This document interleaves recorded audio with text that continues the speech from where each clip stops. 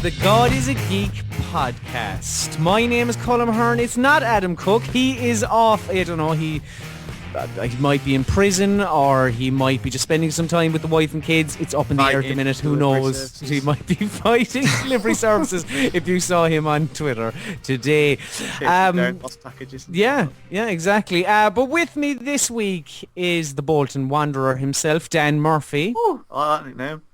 Not really. Shit. I don't want to be associated. You don't want to be associated with the club, yeah. I don't blame you.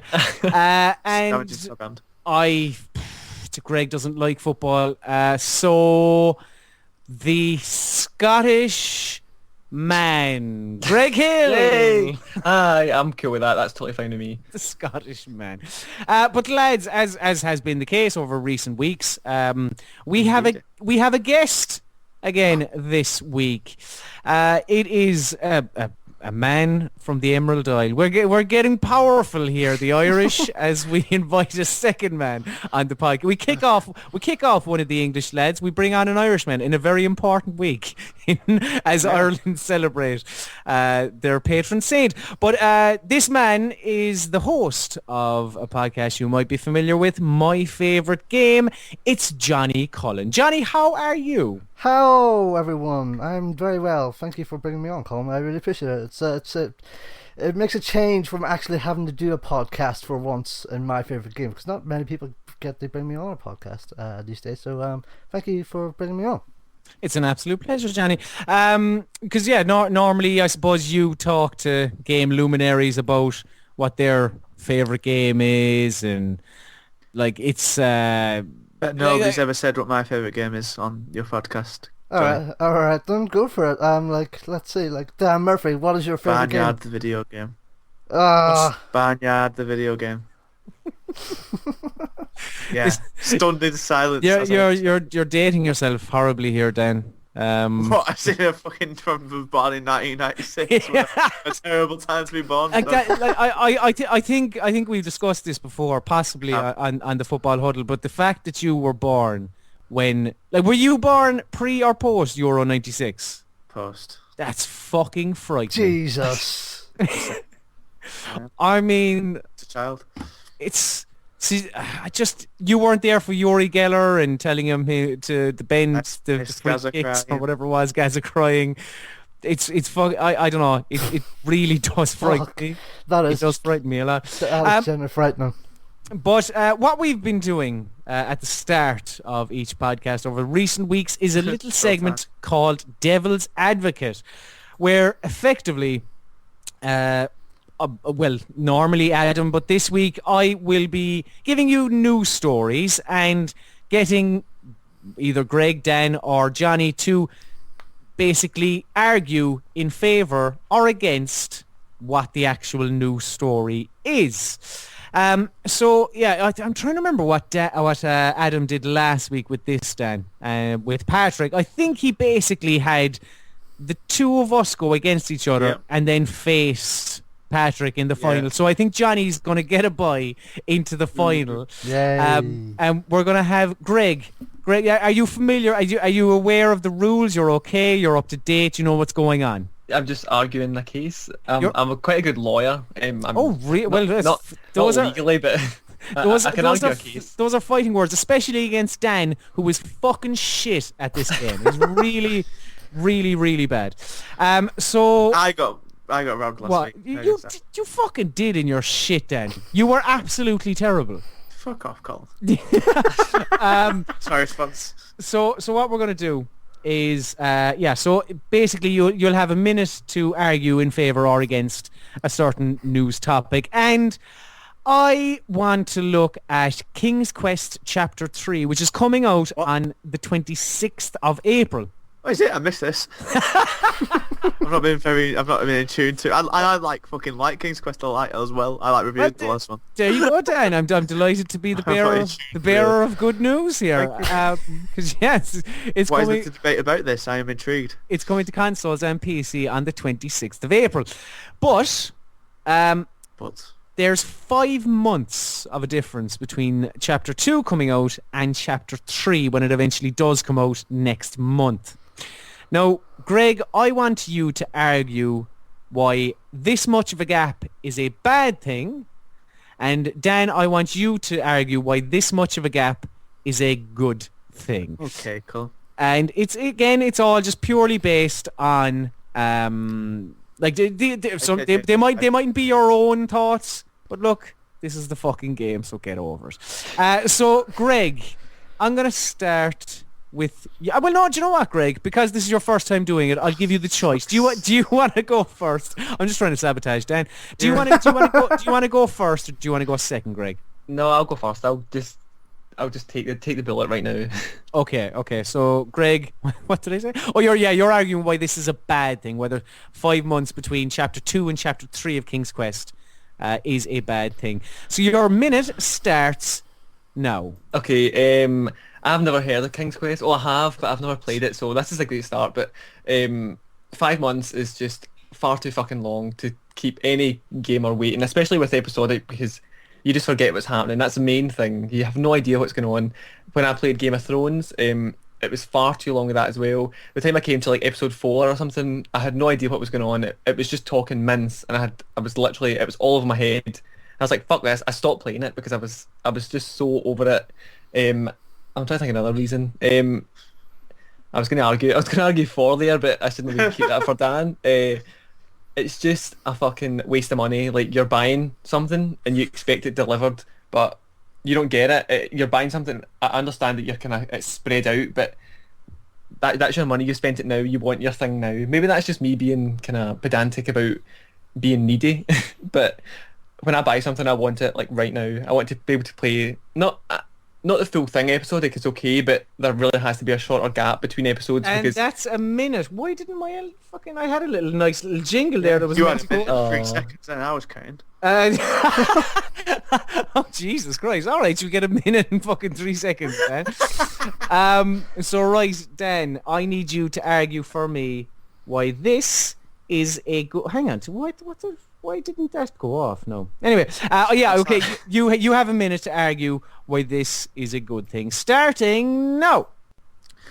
King's Quest is a brilliant game. 2 episodes have been out already, and just like episode 2 from episode 3, episode 1 from episode 2 was also quite a distance away from each other. And I'll tell you for why. That not only doesn't matter, but it's a good thing. First of all, it doesn't matter because, as Greg alluded to there, that you forget what's going on. Well, you don't forget what's going on in King's Quest because each chapter is separated not only in months as in when you played them, but the story itself is separated by years, if not longer. It doesn't really matter if you forget what happened last time because it's no relevance to the next story. It might be the King's Quest might be called Chapter 1 and Chapter 2 and whatnot, but they're not really chapters. They're more like different storybooks, like a collection of children's books, which has one storybook, then the second storybook, which tells completely different tales each time. And also, it doesn't matter because when it suddenly comes up out of nowhere, like, and you forget about it, like I just did. Then you heard my delight when I realised it was back, a new one was coming up so soon. You forget about it, then it comes out of nowhere, and it's a brilliant surprise because it's a brilliant, great game, and I can't wait to get back into it, Colin. And 1 minute. Very, very impressed, Dan. Who's shit at this game, Colm?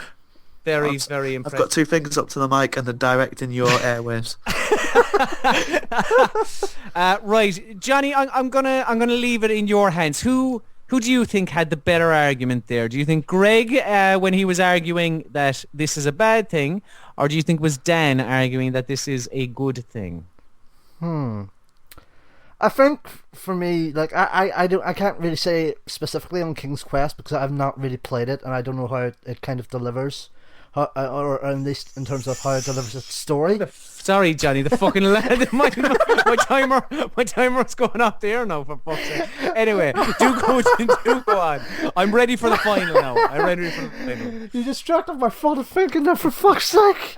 Like I was trying to say, King's Quest, I'm not really familiar with how it delivers its story besides the fact that it is episodic. But for the most part, I have to give it to Greg because... What? What? I have no idea why, because I can't argue my way out of a fucking paper bag. Never mind a fucking case. And I'll explain why. 5 months for the next episode of any episodic game is too fucking long. And but hang on, Johnny. Just to kind of just to come in now. So are you saying not because of what Greg because I gave him what to argue for. Oh, okay. Are you saying that Greg's argument was better as a kind of an I independent am. party? As an independent party, yeah. Okay. For the most part, yes. Okay. I'll be shocked with that. Just That's to off his fucking chair. just to add to that, like I said, 5 months for for an episodic game for the next episode, ridiculous. I thought Life Legit. is Strange just did it better. Like I'll admit up front, I'm biased for Life is Strange because I love Life is Strange, but I thought the way it did it in like 6 to 8 week chunks did it perfectly fine. Like the only time it didn't do that was the final episode, and that was to give it more time, and I was okay with that. But 5 months, like, to be fair, like, it's not the Odd Gentleman that's done this big long wait as well. Like Telltale did it with Tales from the Borderlands as well. Telltale do it with fucking every And game. everything mainly, but Tales from the Borderlands sticks out for me. So Right, okay, well I suppose that's commiserations then. I'm sorry. Fucking I'll be honest, I would have given it to you then. So I'm surprised as you are, don't worry.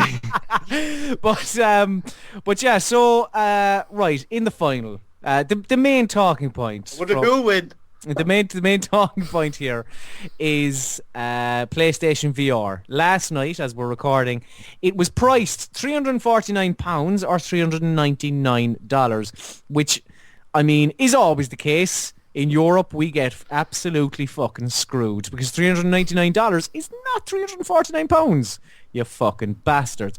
But anyway, that's beside the point.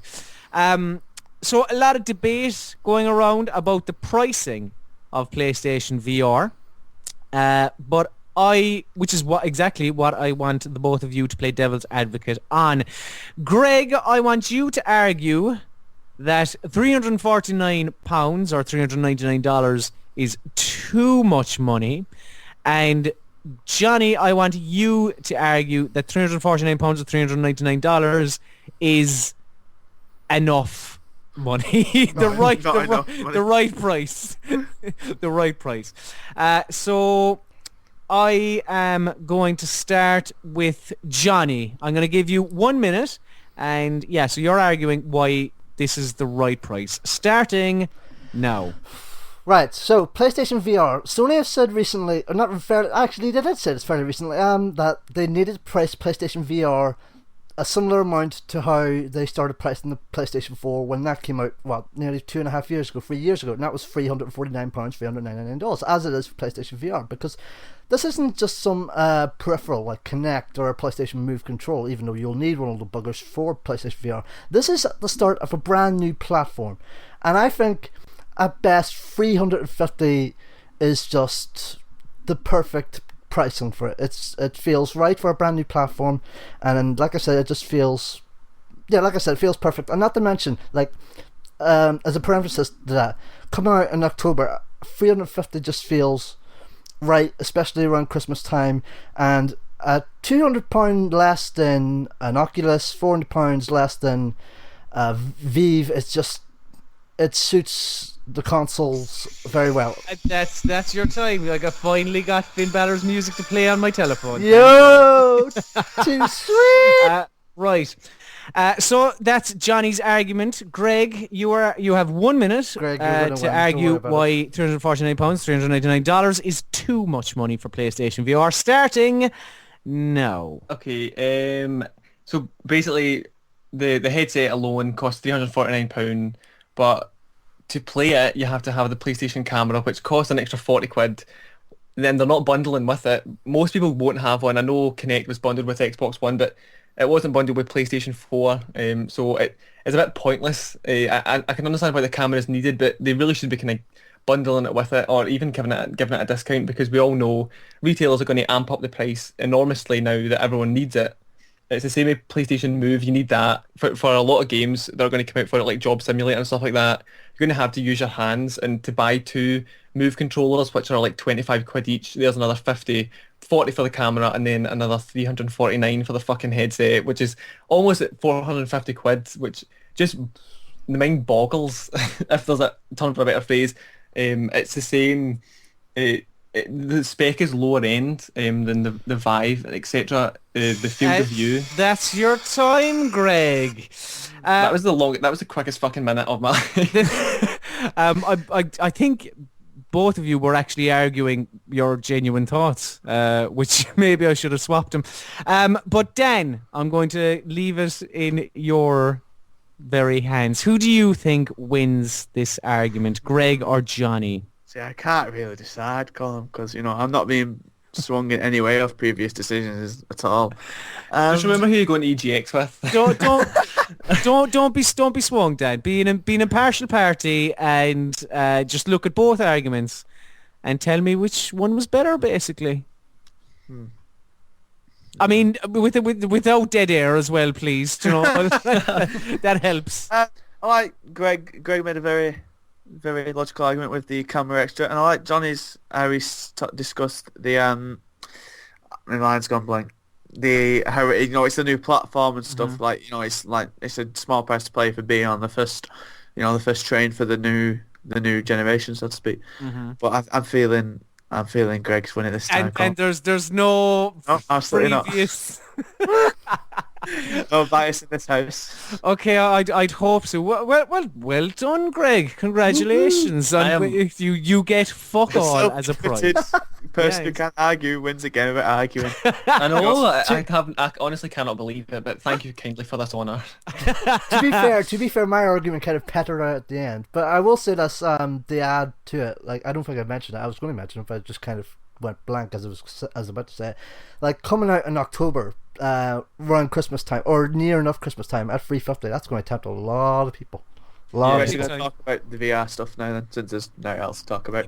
Pretty much, yeah. So yeah, this was, I suppose, the big news, and I'm sure will be for a couple of weeks as well. That PlayStation VR was dated and also priced. We saw a couple of trailers at GDC of some of the games coming out, and I suppose. Like, Johnny, I'll let you have the first word, seeing as you are guest. What was your thoughts on just the conference, just kind of looking at the actual goggles themselves, the trailers for what we are to kind of expect, your actual opinion on the pricing, all that? I think, like I said, the pricing is just perfect. I mean, like, yeah, like Greg said, like, yeah, you will need the move controls. Yeah, you will need the camera. And to be fair, like, at the same time, PlayStation VR is being aimed for a specialist audience, because at least that's how I feel. Like, when I say specialist, I mean hardcore. So if you're a specialist owner, if you already own a PlayStation 4, there's a good chance you already own a PlayStation camera, because there was a big boom on that camera after. Do you think? I mean, like, I think a lot of people will have. I think anyone who's considering buying the PSVR they're gonna have a fucking console, pretty much. There's a lot of people I know who don't own cameras though, because, like, correct me if I'm wrong, but the only thing that used the camera, the only thing you could use the camera for, was Twitch streaming and Playroom. Playroom, yeah. That was kind of what I was getting to, because, like, the sales of that camera, at least in North America, anyways, I can't speak for Europe, but sales of the camera in North America, like, boomed big time because of the amount of people that were using it on the Playroom. So at least for that perspective, anyways, like, there's definitely a decent chunk of audience that will have the camera. Like, there'll be quite a few people as well who have, like, PlayStation Move controls. Like, I don't know where they are, but I know for certain I already have 2 move controls somewhere. I'm the same. I bought him day one like a fucking Aegis. So did I.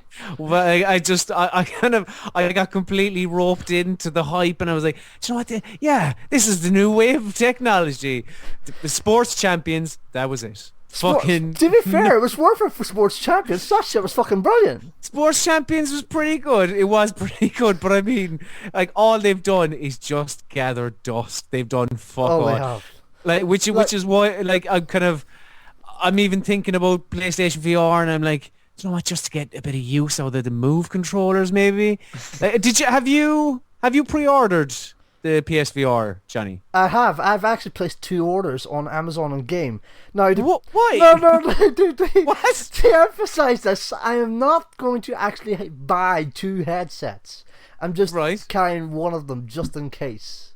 I will cancel the other one when I know which one will be more certain to be day one for me. Like I have orders at Amazon on Game, so I think closer to the time when I know for sure which one will give me the headset at launch, then I'm going to cancel the other one. So that's why I have two orders. Wasn't there something about? Did you have to drop £100 on the Game pre-order? I think that's only in store. I ordered it online. Like I didn't have to put anything down. Yeah, because I saw that and I was like, yeah.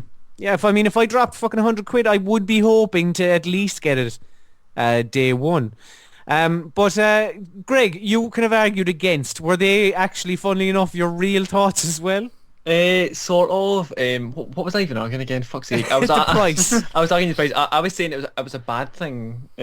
No, I actually think it's fairly priced. To be quite honest, I don't know how I was arguing a case like against my own thoughts, because I mean now you know how I pass my essays when I don't read the fucking books. But when I think the price is fine.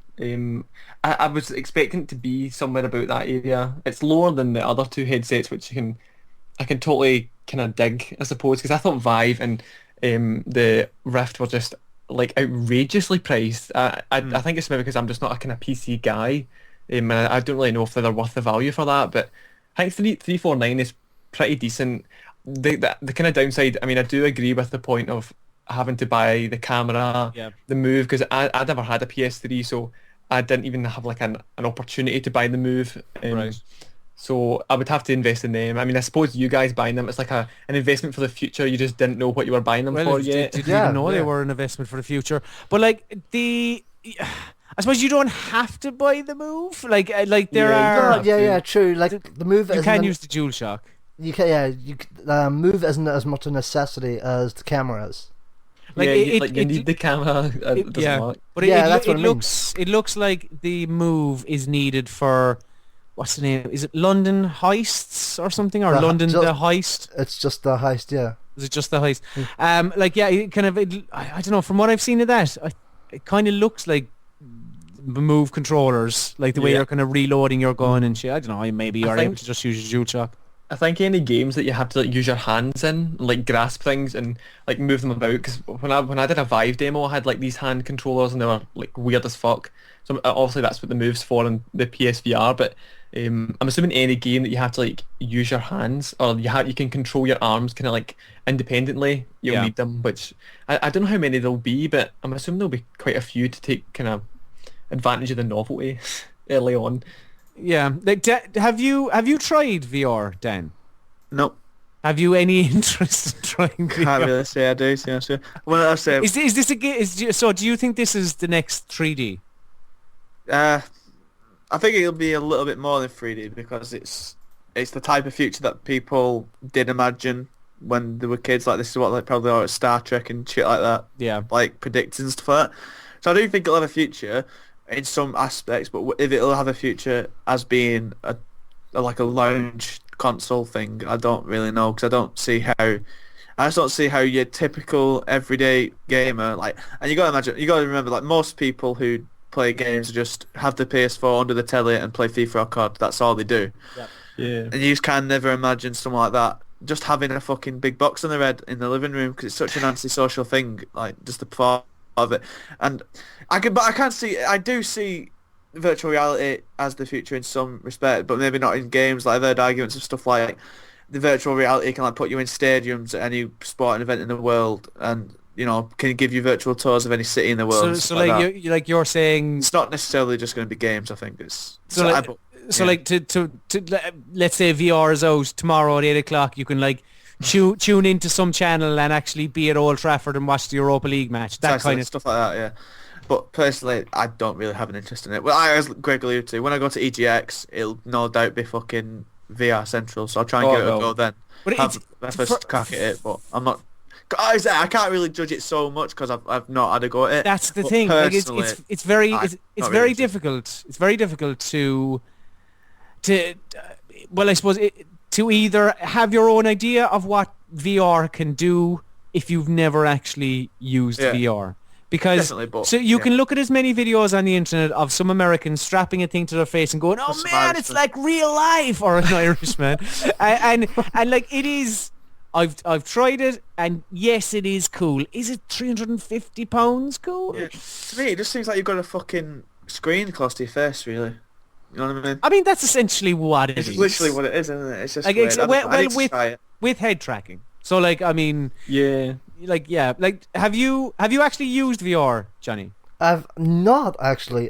So yeah, I'm on the same boat as Dan, but I really, really want to. Like, I was hoping to go over to EGX last year, and like my main thing for that would have been VR, VR, VR, VR, VR, VR, VR. But I never got a chance to. Like, to be honest, like the vision I see of VR, and there's one specific thing that sticks out for me in terms of when I think of VR and what it could be. It's the episode of The Simpsons, and Lisa is marrying Hugh, and I think back to that scene in Mo where Homer and Bart are just playing virtual pool on their VR headsets. That's what I imagine VR to be, weirdly enough.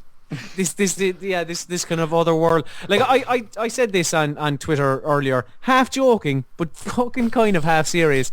When the porn industry latches onto VR in a big way, Yes. that's when it blows up.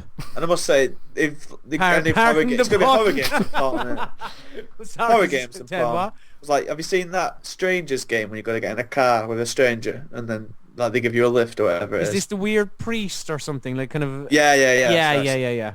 That in VR would be fucking horrendous. Oh, And like- I had to get rid of Until Dawn because I couldn't play it on my own. Like, but that, yeah, like plenty. Like this is VR. Yeah, I would say porn and horror is where this will kind of really come to life. But there seems like they're trying to do other stuff. Like there's that.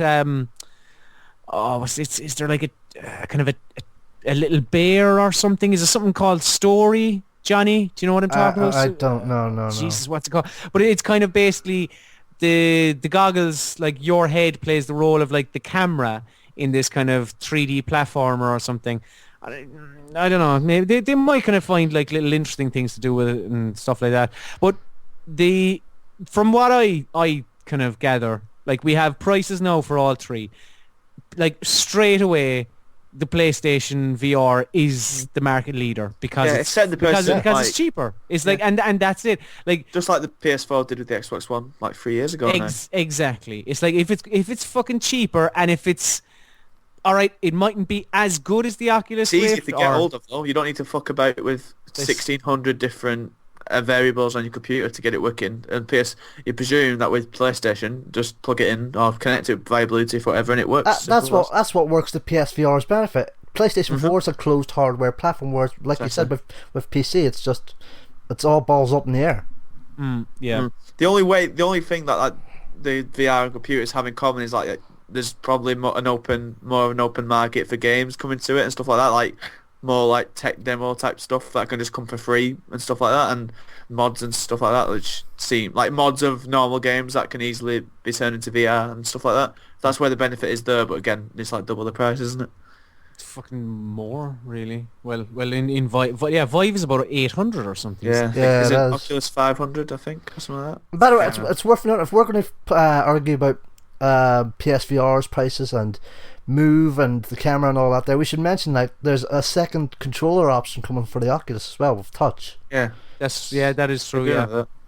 So like it's regardless of whichever one like kind of people gravitate towards, it's expensive. It's very, like no in any man's language. Like how much, like you're gonna buy, like you say, just the goggles are $350. Like you probably buy a PlayStation 4. Yeah, they are $350, aren't they? Yeah. Possibly even with Okay. a Yeah, I bought Bundle, mine. I bought mine for $350, but that was like 2 years ago. I think now they're about $289, roughly $280 if you're like lucky. I used to sell them in a shop, so it was like the big sales. But I bought mine for $349, so I would be buying it for the exact same price I bought the entire console. which for me, like that's kind of what it boils down to. I think it's very cool. It's transports you into this magical world, and yeah, it is kind of what many of us dreamed of as kids. But at the same time, it's $350 for a peripheral. Like I know what you're saying, Johnny, in that like it's kind of they're trying to create this platform. And there will be a certain, I'd imagine all the trailers we saw for stuff, have they been confirmed as VR exclusive games? I can't really say, but like I know for a fact Sony has for like they said last night, something around 50 games planned between October and the end of the year. October being when PSVR comes out, so they have plenty of stuff planned between launch and the end of the year, anyways. Yeah, they're I don't know. For me, there and has the to be PlayStation things exclusive. the which thing? The PlayStation Battlefront things. Yes, I was going to say that as well. I just remembered that. That's right, actually. Yeah. I think fair enough. That could actually be a clincher for a lot of people. But what do I don't know what do Microsoft do to kind of combat this? Like HoloLens? Like what was the last thing we heard on HoloLens? HoloLens, is it really compatible here with Oculus and Vive and PSVR? Because like that's virtual reality. HoloLens is augmented reality. Like, I feel like it's like a totally different kind of concept. It's completely. like, I don't know if anyone's played the Division at all, but like the map in Division where it comes up on the floor. Yeah, like, that's what the HoloLens is practically isn't it? But in real life, yeah. You just need a table, not any flooring. But I don't know. I think the latest development for the HoloLens, I think they were doing pre-orders, or they were doing like development kits. They were sending them out, but they were extortionate. They were like, I think I was going to say $2,000, but I think that might be too much. It's $4,000. Oh fuck! I was a mile. I was below the estimate. No, I think that's just totally crazy. But it's a totally different kind of concept as well. So I don't know how it's going to play out. And that, if like when I was saying, making the arguments of like other cars, other uses of VR rather than just games, like the HoloLens. Is there anything you can really do for games of HoloLens really? I know they had that Minecraft thing, but it's just basically a different screen, isn't it? It's like using a projector instead of a telly. You know what I mean? It's just a different angle to look at stuff. And it's not the same thing, I realise, but Oculus has a deal with Microsoft that you can play your Xbox One games on the Oculus through. I can't remember how specifically it is, but like. No, I remember it. But that's what they're doing, isn't it? So I suppose that's how they kind of that's their VR possibly. I don't know, but it's I'm very much intrigued. Like when 3D was kind of sort of becoming a thing, and people were coming out of cinemas saying Avatar is incredible. It's a 3D, and like 3D is here to stay, and then it fucking wasn't. I'm very intrigued to see like say even 12 months. Say October 2017 to see the state of VR, like where we're at. Because whilst Amazon say that, well, they don't say it was a fact that like after 10 minutes you couldn't pre-order the PlayStation VR. I mean, how many units did they actually have available? I wonder. They said that if you had placed an order before or after 11:45 today, as of recording this on a Wednesday, like they couldn't guarantee you a unit for launch. So like I couldn't tell you how many units, but like maybe like that's the thing. I wonder, like to your point, Johnny, like I don't think that this is something that like only the real hardcore are going to be buying this, and I don't know. I wonder how many only the real hardcore are going to be buying it, and also only a fraction of the real hardcore are going to be buying this as well, because it's fucking expensive. Like to be fair, like I'd say this for PSVR as well. It really needs that killer app, like not just PSVR, exactly. but Oculus and Vive as well, or Vive, or I don't know how you pronounce it, but anyways, like VR needs that one killer app, and like PSVR definitely looks like it's got more games coming than just tech demos like Oculus does. Don't they have rigs on PSVR? Which rigs appears to be the big one that people are kind of losing their shit over. To me, like I think No Man's Sky will be it, if they announce it, and I genuinely do think they'll have VR. I was surprised they didn't announce it last night. Well, there's a few people were saying, remember Sony's E3 press conference, like if you can, and like all the displays that they had at that were on like a massive screen that was like stretched like a bit of they had one screen and they had two screens either side it, so it like wrapped around type thing. And a few people were saying that they was wondering if they'd say, and everything you've seen so far will be on VR. Yeah. So it's weird because when I was looking on Amazon today to pre-order it, when you typed in PlayStation VR, the second search result was No Man's Sky, which is really weird because I looked at it and I was like, I checked actually. I was like, is that coming out for VR? But it's not. But I feel like it could as well. I wouldn't be surprised. It's flying, isn't it, as well? Not even if this flying and exploring. We'd have to wonder how it'd be like for the combat on the island and stuff. But the flying, we know augmented reality can do the flying bit, with Eve Valkyrie and stuff. Mm-hmm. And the exploring Elite as missions well, are must good. be said. And Oh Elite, yeah, Elite Dangerous. Oh, yeah. It's amazing on VR.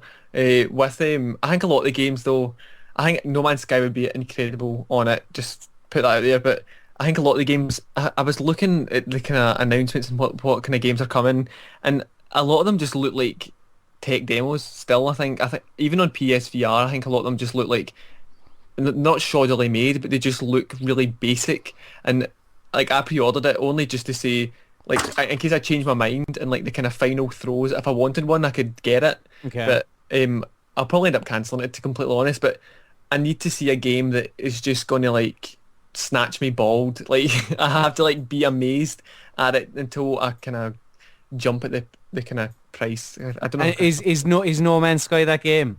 I don't know actually, because I mean titles like Until Dawn, Rush of Blood, like that's an on rails kind of roller coaster thing. Like, Yeah. why would I spend like 30 quid on that? Which kind of like, as someone who fucking adores Until Dawn. No, I Yeah, really same. wanted to like it, Colm. I couldn't play it on my own. I couldn't physically do it. Oh, it wasn't that bad. But I can't it's do it. It's just too tense. it's like, I see that, and I was looking at the B-roll that kind of came out for what's it called? Is it Rush of Blood? Is that what it's called? yeah. Until Dawn, Rush of Blood. And I was just looking at it and I was going, this isn't why I loved Until Dawn. Like, I don't know, maybe there actually will be kind of that same type of Scream, I know what you did last summer type of story attached as well. But I don't know, I'm not overly keen on that whole What thing. do you want to see? What game would you love to see in VR type thing? Sorry, Colin. I was gonna say, Mirror's Edge would be perfect for it. Like, absolutely Oh, that'd be fucking amazing. perfect. Would you not go fucking, your brain would know Dizzy. what's going on, like, because Yeah. you'd be sitting down and there's Faith just doing all these mental fucking acrobatic shit and you're going like, see, that's another thing about VR as well, that like the best VR kind of experiences are the ones where you're stationary, like an Elite or something like that. Like, is it called Kitchen? Yeah, the Capcom Oh, one, yeah. I really wanted to play that, but I haven't played it.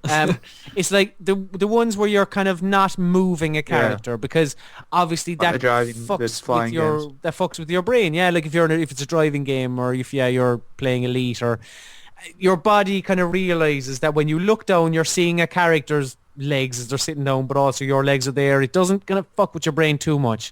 I don't know. I'm very intrigued by VR, but it's still a little bit kind of too much for my blood at the minute. But Johnny, regardless of what you will be playing come October, what are you playing at the minute? For the most part, so for this year, like, this is going to be a bit of a long-winded story to what I am actually playing, but for this year, I've been trying to cut back on games that are coming out this year, like budgetary reasons. Like, I'm just trying to pick my battles, so to speak. So I've been trying to get through my backlog. So like, for the most part of this year, it's been backlog stuff. I've not touched anything. I've not bought a lot of games from this year.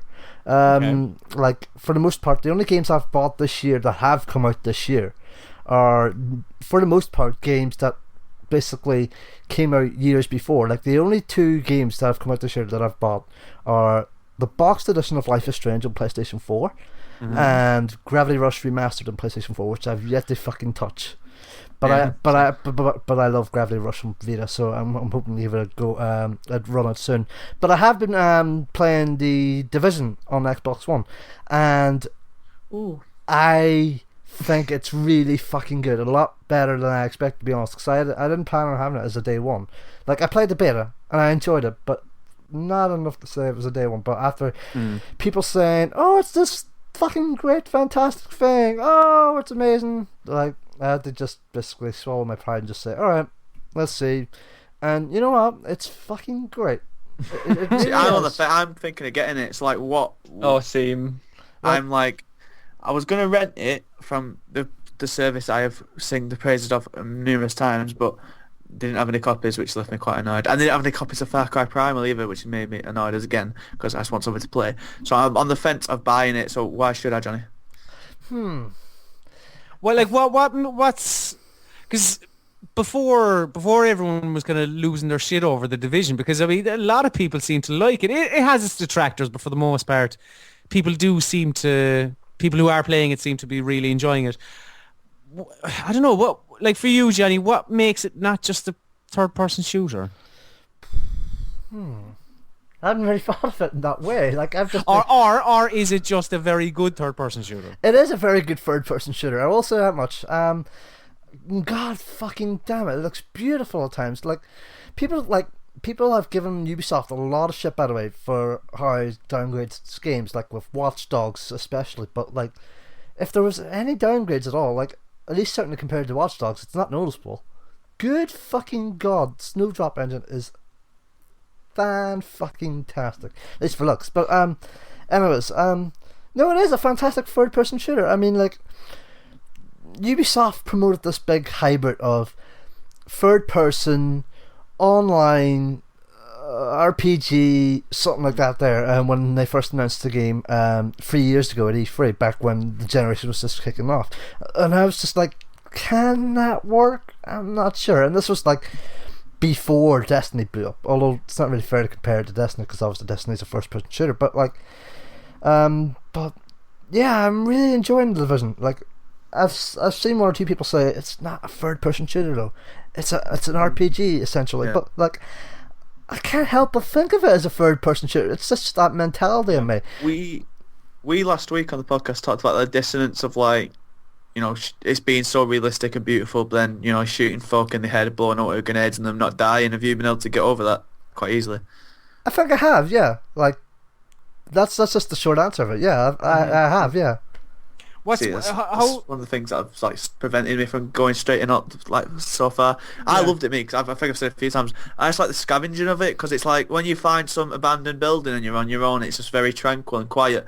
But then you're going through the houses and everything's just been left, and you nick some dude's hat, and it's just like really cool. I think I said a couple of times, it reminds me of like what a Last of Us game would be like in the immediate aftermath of the fuck up, what happened there, and that idea really appeals to me, because not many like maybe The Stand, like, but not many things in media I've seen, apart from like, what I've seen, actually cover like an apocalypse, like the immediate aftermath of it. You know what I mean? So it's an interesting viewpoint. But was you bring up The Last of Us, a game heralded for its story? Apparently the Division not great though, Johnny.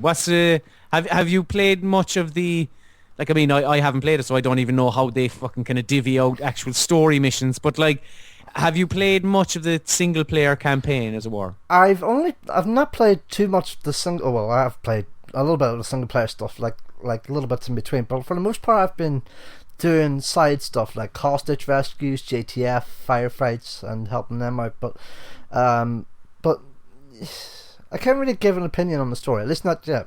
But of what I've played of it, it's not the worst thing. It's not the best one, not the worst one. Greg, is there much of a story in Pokken Tournament? There is a small story, and it is fucking. Really? It is honestly, it is the worst fucking story I've ever seen in a game. And I've played lots of fucking games. Holy fuck! Actually, I was playing it, and you just kind of. There's a better story. It's not. Honestly, I'll just tell you, because if you do play it, it's it's worthless. Honestly, worthless. Spoilers. So you're doing the spoilers. So if you just skip a few like kind of days, I'll be here all day talking about it. But basically, how it goes is you play through these leagues, which is obviously synonymous with Pokemon. So you're playing through the leagues. You get to the end, and you have to do a promotion test to get onto the next league, which is fair enough. So you pass that, and then after the first one, a big Shadow Mewtwo comes down. He's got a big kind of fucking stone in him. He looks fucking badass, and he turns the kind of world into like crystals, and then you have to fight him. He's really not that hard. I beat him the first time, and then once you do the next league, there's 4 leagues, so you go through them all, and then you get to the second one, you beat him, third one, and then he comes down, and he's fucking OP as fuck in this one. I don't know how, but yeah, he's so hard. I ended up getting my ass handed to me. And then it goes on to this weird, like, it just branches off so randomly, because up to this point the story's been, oh, Shadow Mewtwo, he's bad, we don't know where he's coming from. But then after the third league, you suddenly get whisked away to these like temples and tombs, and you have to find these kind of like magical stones, and you have to help Mewtwo, but like you don't feel compelled to help him, because he's just he's like beat your fucking ass. Yeah, exactly. Yeah. So and it's so weird, and then eventually you save him, he turns back into normal Mewtwo, and then you can play as him. And I was like, I don't even want to fucking play as him, so that was useless. Right. Okay. It was So honestly, I'd rather they just left it out, or if they were going to do a story, they just should have fucking like blew my head off like with the story and made it amazing.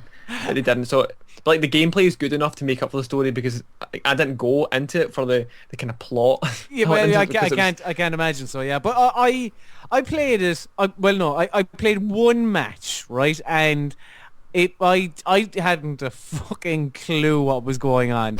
Like this is. I don't know, like, is it fair to say there's kind of elements of, like, it's like a mix between Smash Brothers and kind of like, I don't know, your Tekkens or... Yeah, sort something. of. The most kind of like, the kind of, the weirdest part to get to grips with is the kind of field kind of battles, and then you go into duel, so it's like 2 phases in the battles. Yeah. Once you get to grips with that, it's okay, but the controls are quite difficult. The first time I played it, it was in Japan in the arcades, and the arcade build was kind of... felt like it was really slow, and like the characters moved really slow, and I felt it was really sluggish. But I obviously no tutorials either because it was in total Japanese, and I had no fucking idea what was going on. So as soon as I got it, I went through all the tutorials, like through the advanced ones and all that, just so I could kind of get to grips with it and kind of relearn it as if I'd never played it before. And actually, the tutorials are absolutely brilliant on it. They really teach you how to do all your moves, what they're best for, and the kind of advantages, disadvantages of both. I think it's a really accessible game. Once especially doing the tutorials, they help so much. And then I found it so hard not to win because all the computers were just horrendous at it. They were so slow and they just wouldn't attack you. So is it not a very difficult game? No, it was. I hammered all my opponents. I gave them a pure leather, but online it's a lot harder because obviously it's like Smash Bros online. Like I can't play Smash Bros online because it's too hard. Yeah. But on Pokken, because I've had a bit of a head start, I can go on and just fucking smash people. But it's a true challenge online because people have obviously been training and they can actually hit back. Is it like wait? How long is it? Oh, no, it came out. So it's actually not out until next week. Is it? It comes out 2 days. Comes out on Friday. And is there well, I suppose yeah, you're just you're playing against kind of press and I don't know people who've got the game early and stuff like that at the minute, are you? Yeah, well, there's a lot of Germans have it. I don't know why. It seems because everyone I play is from like Saxony. Is that in Germany? I don't know. To be I didn't like take to be geography. to be fair, Nintendo sends out a lot of review stuff fairly early, like for most stuff. Yeah, anyways. they They're do. pretty Yeah. good. Yeah, they're pretty good with it.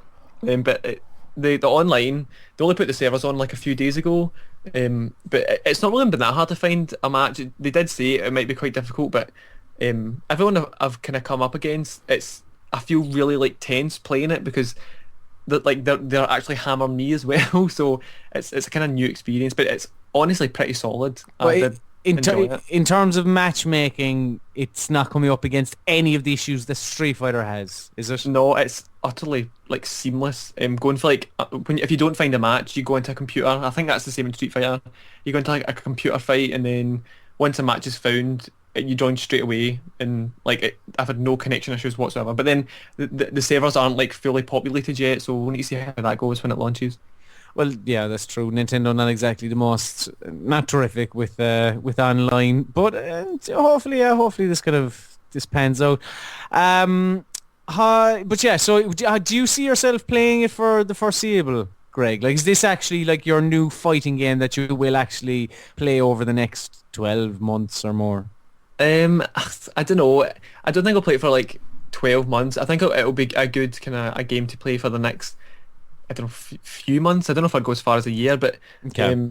I have seen people saying that it's not a game that's going to kind of last a long time. But I think honestly, it's a lot of fun. I found myself like waking up in the morning and being like, I really want to play Pokken, so I would play it, and it pure satisfied my itch to kind of to play it, and it is a lot of fun. I can see myself playing it for a bit. I don't know if it'll be ages, but we'll just see how it goes. We'll see how it kind of pans out, especially with online, because that will definitely make it better. Yeah, without a doubt. Dan, have you? Now, as far as I'm aware, you have been playing all the latest video games that have been out on all. Precisely, Colm. Fuck off. Apart from the one thing which I can't talk about, but it's not very good anyway, so I wouldn't really talk about it. But you don't know what it is, so it's okay.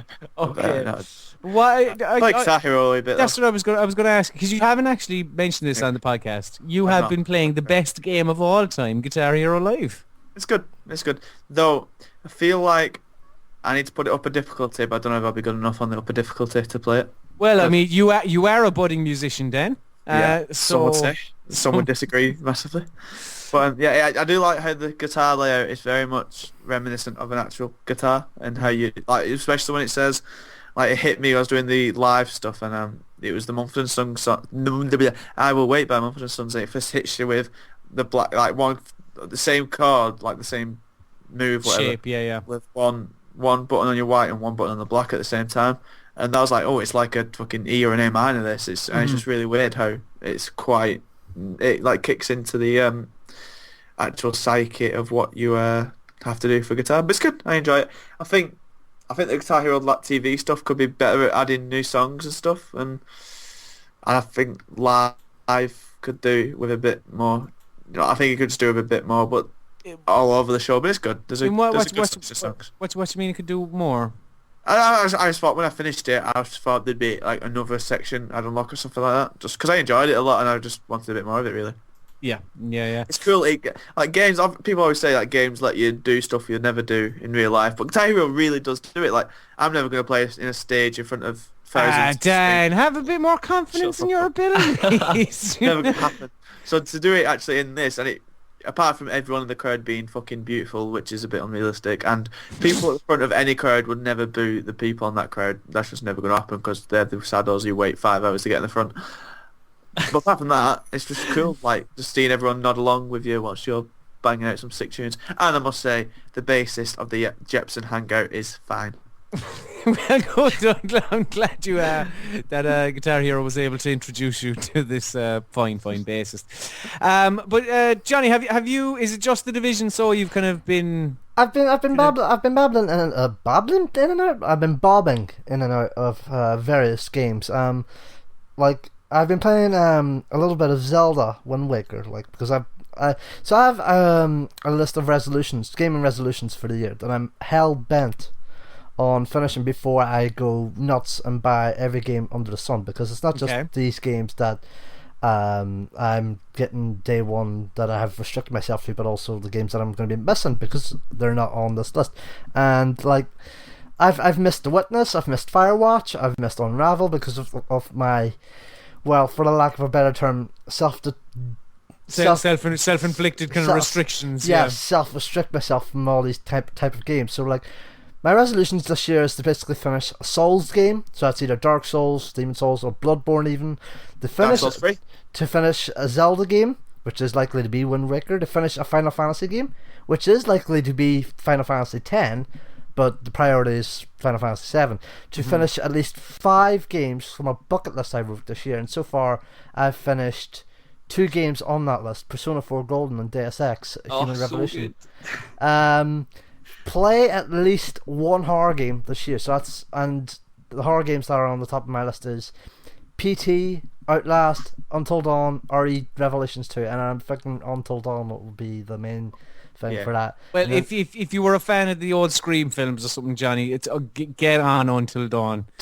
I should admit up front, I'm not the biggest horror fan, but I have Until Dawn and it was in there, and I still have PT on my machine, thankfully. So we'll PT see. is really good. It's just really short. It takes like half an hour to do, but it's worthwhile. PT as well. It's absolutely brilliant. Even I refuse to delete it, and I've never played it. And I never will play it. It's never know. It's one of those relics. Yeah. Exactly, it's that piece of gaming history.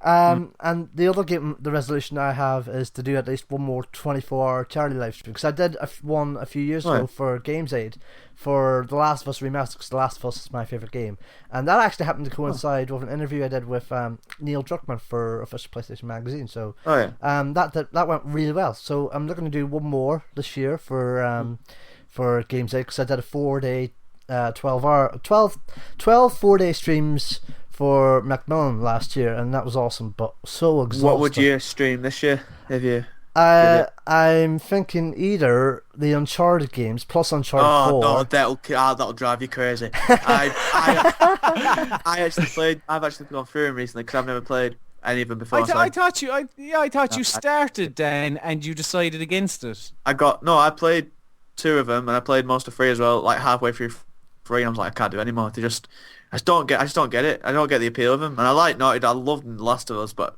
I'm looking forward to Uncharted 4. But I just couldn't get into Uncharted 3 that much. Like on any of the Uncharted stories, couldn't really get into them. It's just something about it. I don't know what it was, but it just didn't click with me. How are you going to play Uncharted 4 then? Because I reckon they'll learn a lot of lessons from Last of Us, and they'll make stuff like melee combat and stealth a lot better than they are in the other games. So I'm looking forward to it. Like I'll admit up front, I'm a massive Naughty Dog fanboy, so like my judgment on these matters is partial. But yeah, like I said, Uncharted. It's either going to be Uncharted, No Man's Sky, or Persona 5.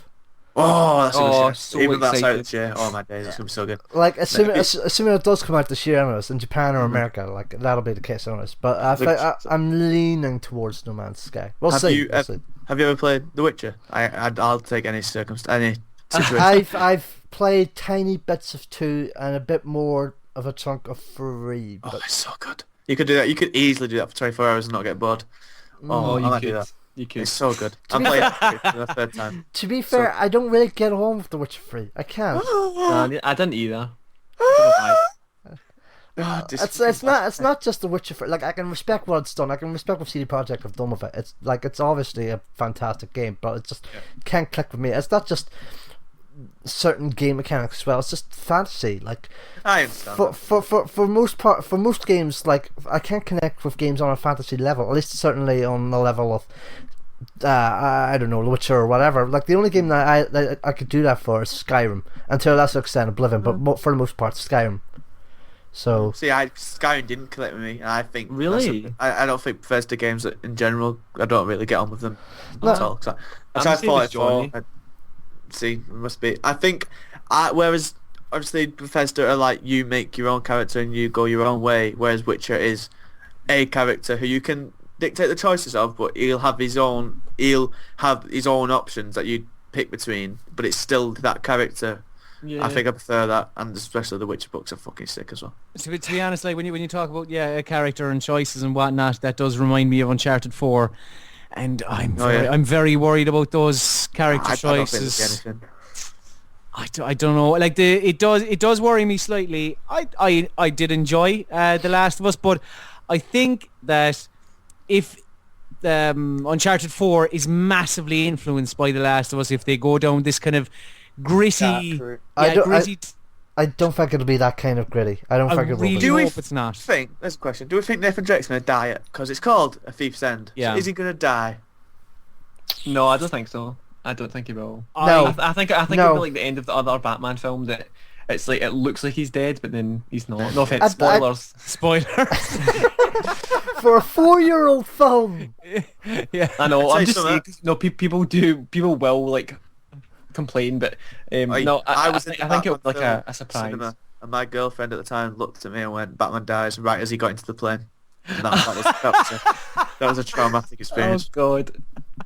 That wasn't very nice. Nah, she's man. That's why I moved on. Right, yeah, exactly. What a lovely note to end the podcast on. So yeah, dear listener, thank you very much for listening.